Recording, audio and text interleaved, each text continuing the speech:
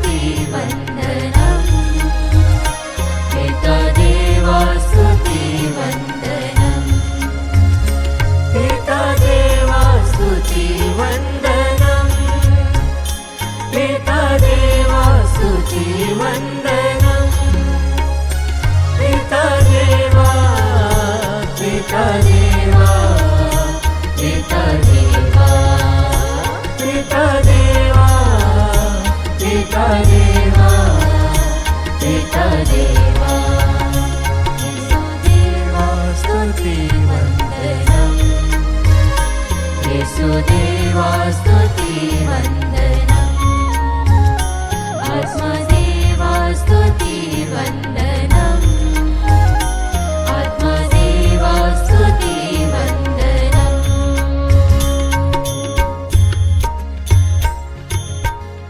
परम पवित्र संस्कार में उपस्थित प्यारे प्रभु यीशु की आराधना स्तुति एवं महिमा होवे।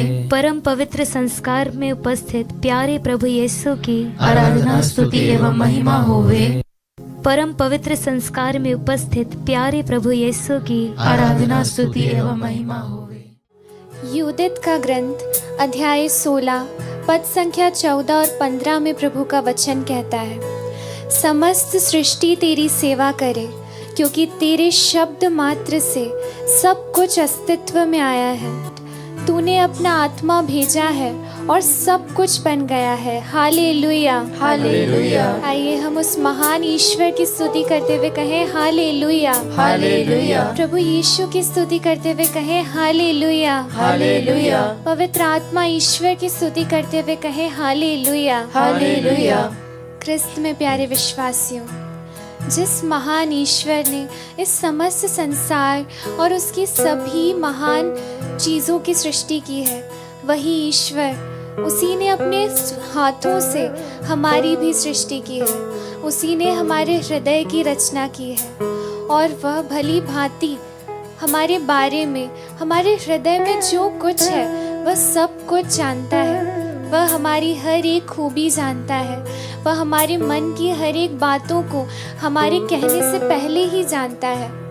वह हमारे दिल के हर एक दुख, हर एक दर्द, हर एक चिंता, हर एक परेशानी को जानता है। वह हमारे विचार को हमारे मन में आने से पहले ही भांप लेता है। आइए हम इस आराधना में उसी ईश्वर की स्तुति करें, क्योंकि वह हमसे अत्यंत प्रेम करता है। प्रभु का पवित्र वचन ईसाया नबी के ग्रंथ अध्याय 49 पद संख्या 15 और 16 में कहता है, क्या स्त्री अपना दूध मुहा बच्चा भुला सकती है? क्या वह अपने गोद के पुत्र पर तरस नहीं खाएगी? यदि वह भुला भी दे तो भी मैं तुम्हें कभी नहीं भुलाऊंगा। मैंने तुम्हें अपनी हथेलियों पर अंकित किया है। तुम्हारी चार दीवारी निरंतर मेरे आंखों के सामने है। हाँ ख्रिस्त में प्यारे विश्वासियों, ऐसा कोई भी क्षण नहीं जब प्रभु की दृष्टि हमारे ऊपर नहीं। हम कई बार सोचते हैं कि हम कमज़ोर हैं, पापी हैं, परंतु हमारा प्रभु इस संसार के मनुष्यों के समान नहीं, जो हमारी खूबियों के बेसिस पे, जो हमारे अचीवमेंट्स के बेसिस पे हमें जज करते हैं। हमारा प्रभु ईश्वर हमारी कमज़ोरियों के बावजूद, हमारे पापों के बावजूद भी हमें चुनता है, हमें अपना नाम लेकर बुलाता है और हमारा नाम अपनी हथेलियों पर अंकित करता है। आइए ख्रिस्त में प्यारे विश्वासियों, पूरे हृदय से हम उस ईश्वर की स्तुति करें, क्योंकि हमारा ईश्वर और उसका प्रेम किसी कंडीशंस पर आधारित नहीं, बल्कि वो सेल्फलेस प्यार करता है। आइए ख्रिस्त में प्यारे विश्वासियों, आज प्रभु हमें से हर एक को बुलाता है। वह हमसे कहता है कि यदि तुम कमज़ोर हो तो मेरे पास आओ, मैं तुम्हें बल प्रदान करूँगा। यदि तुम पापी हो तो मेरे पास आओ, मैं तुम्हारे पापों से तुम्हें मुक्त करूँगा। यदि तुम इस समय निराश हो तो मेरे पास आओ, मैं तुम्हें आशा प्रदान करूँगा।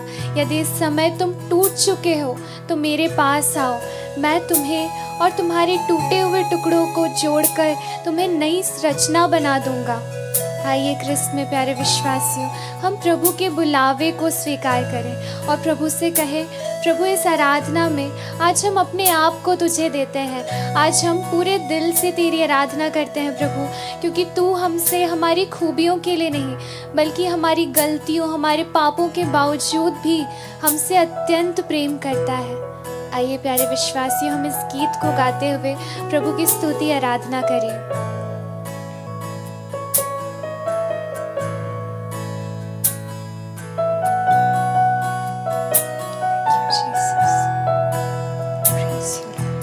यीशु बुला रहा,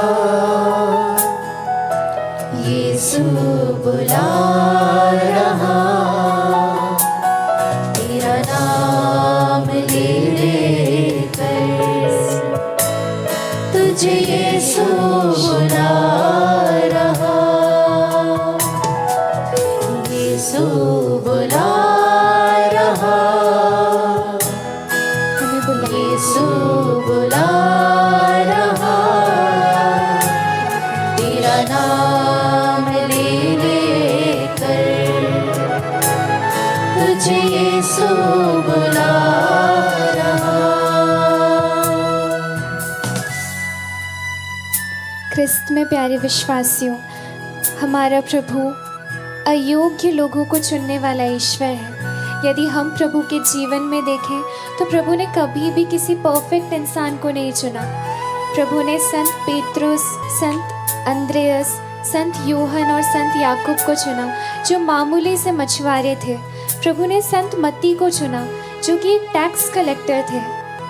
प्रभु ने मरियम मगदलेना को चुना जो कि एक व्यभिचारिणी स्त्री थी। प्रभु ने राहाब को चुना, प्रभु ने रखाब को चुना जो कि एक वेश्या थी। प्रभु ने इब्राहिम को चुना, प्रभु ने नूह को चुना, प्रभु ने दाऊद को चुना।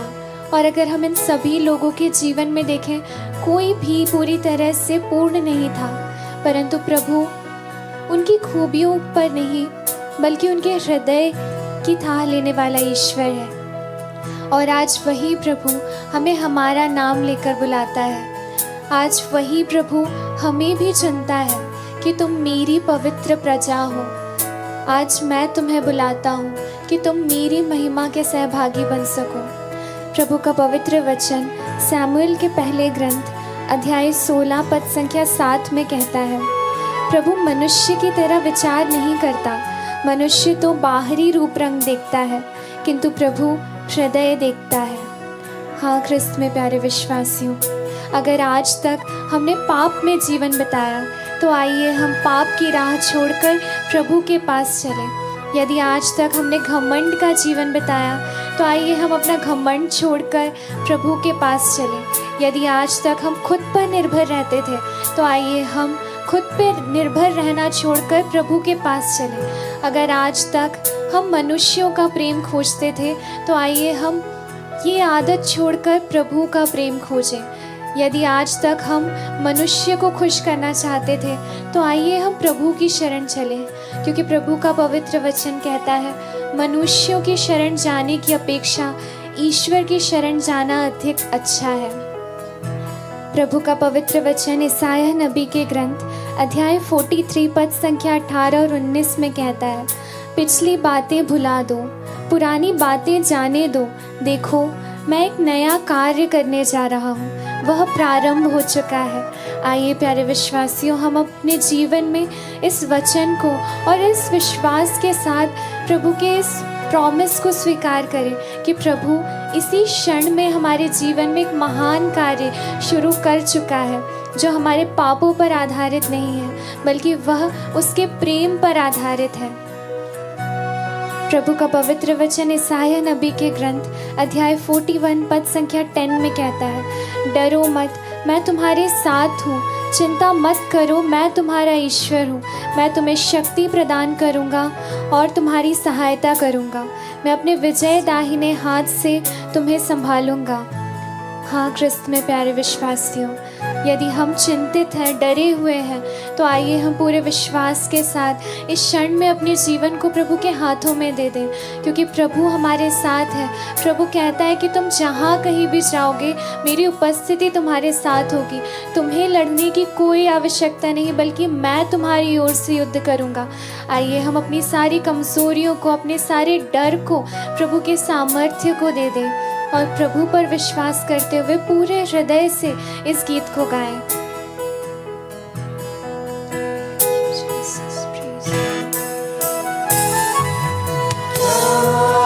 पाएगा तू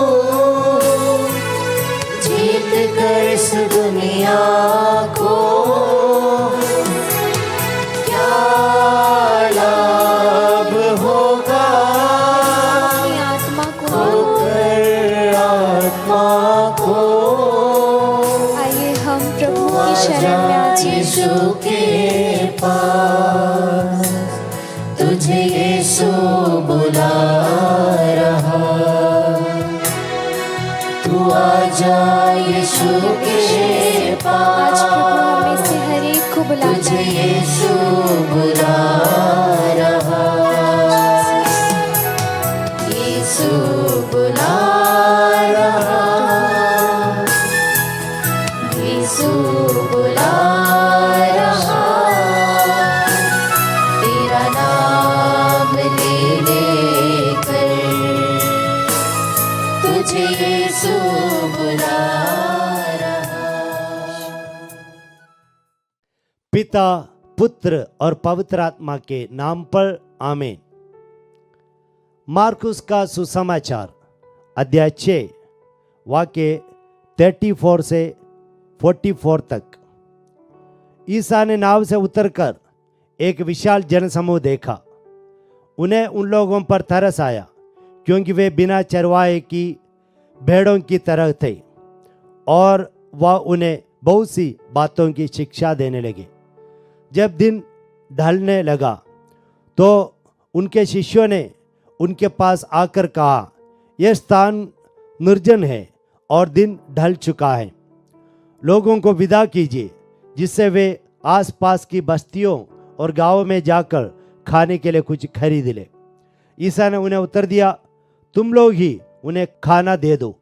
शिष्यों ने कहा, क्या हम जाकर 200 दिनार की रोटियां खरीद ले और उन्हें लोगों को खिला दे? ईसा ने पूछा, तुम्हारे पास कितनी रोटियां हैं? जाकर देखो। उन्होंने पता लगाकर कहा, 5 रोटियां और 2 मछलियां हैं। इस पर ईसा ने सबको अलग अलग ठोलियों में हरी घास पर बैठाने का आदेश दिया। लोग 100-100 और 50-50 की ठोलियों में बैठ गए। ईसा ने वे 5 रोटियां और 2 मछलियां ले ली और स्वर्ग की ओर आंखें उठाकर आशीष की प्रार्थना पड़ी। वे रोटियां तोड़ तोड़ कर अपने शिष्यों को देते गए, ताकि वे लोगों को परोसते जाएं। उन्होंने उन 2 मछलियों को भी सब में बांट दिया। सभी ने खाया और खाकर तृप्त हो गए। रोटियों और मछलियों के बचे हुए टुकड़ों से 12 टोकरे भर गए। रोटी खाने वाले पुरुषों की संख्या 5000 थी। प्यारे विश्वासियों, ये सुसमाचार का कॉन्टेक्स्ट यह है, तब यीशु ने उनसे कहा, हम चले, थोड़ा आराम करेंगे। आराम करने के लिए गए तो नाव पर गए, तो उस तट में गए तो वहां पर भीड़ आ चुकी है। तो यीशु इस भीड़ को देखकर ऐसा नहीं कहा, वो देखो ये लोग यहाँ पर भी आ गए, थोड़ा आराम देने के लिए टाइम नहीं दे रहे। लेकिन यीशु को करुणा, दया आई और यीशु ने उन्हें ऐसा देखा, भेड़े जिनका चरवाहा नहीं है। प्यारे विश्वासियों, यहाँ पर 2 चीज हमें देखना है। वह है, यीशु के पास हम कभी भी जा सकते हैं। जैसे आज हम देखते हैं, यीशु थक गए, शिष्यगण थक गए, तब भीड़ आई, तो भी यीशु ने उन्हें नहीं ठुकराए। यीशु उन्हें शिक्षा दी, उन्हें खिलाया पिलाया। यीशु के पास हम उस समय भी जा सकते हैं जब यीशु व्यस्त हैं। जब यीशु काफ़ी व्यस्त थे उस समय बच्चों को लेके आए, शिष्यों ने डांटा तो यीशु ने क्या कहा, बच्चों को मेरे पास आने दो।